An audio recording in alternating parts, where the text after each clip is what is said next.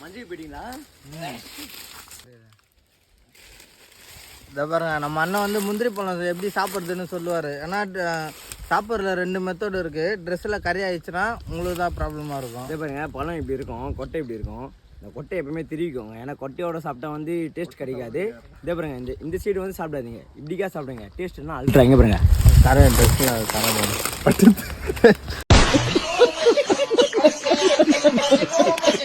கறி ஆகாமல் சாப்பிடுவேன். இது பட்டா கறி ஆகிடும், டேஸ்ட்டும் பக்காவாக இருக்கும்.